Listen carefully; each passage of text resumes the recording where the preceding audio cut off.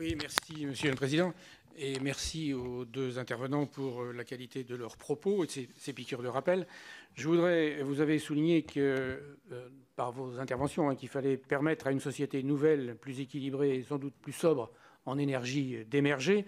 Et pour ça, il faut à la fois une volonté politique, il faut aussi, vous l'avez indiqué, un soutien financier, mais aussi, j'ajouterais, humain, puisque c'est aussi par le changement de nos comportements qu'on arrivera à faire quelque chose de durable.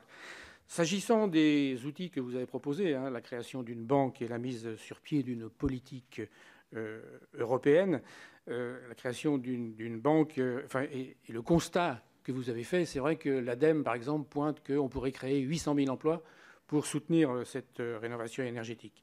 Pour l'instant, aucun pays n'arrive à lutter efficacement contre le réchauffement climatique. J'arrive moi aussi au titre de l'Union interparlementaire de la COP24 et à ce titre, on a eu des difficultés à faire un communiqué final qui a été fait par consensus. La soutenabilité des investissements à long terme pour les rénovations liées à la transition énergétique n'a pas été introduite, notamment. C'est vous dire la difficulté qu'il y a à faire entrer dans les têtes la nécessité de s'engager durablement dans cette direction. Donc, vous avez parlé de la création d'une banque, d'une politique européenne. Ça, c'est un beau sujet pour les élections qui se profilent. Et vous avez évoqué le soutien de certains gouvernants. Nous sommes dans des sociétés démocratiques, peut-être pas assez démocratiques quand on est en jaune sur des ronds-points notamment, mais enfin, pour l'instant, ce sont le mode de gouvernance que nous avons adopté qui nous donne plutôt satisfaction.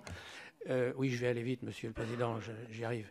La question, c'est si certains pays ne veulent pas s'engager ou font marche arrière, qu'est-ce qu'il faudra faire? Ça rejoint un peu la question que soutenait tout à l'heure le Président Moret, mais ça va être une véritable difficulté quand on sait que certains pays, et pas des moindres, aujourd'hui envisagent une marche arrière sur la COP 21 notamment. Merci. Qu'est-ce qu'il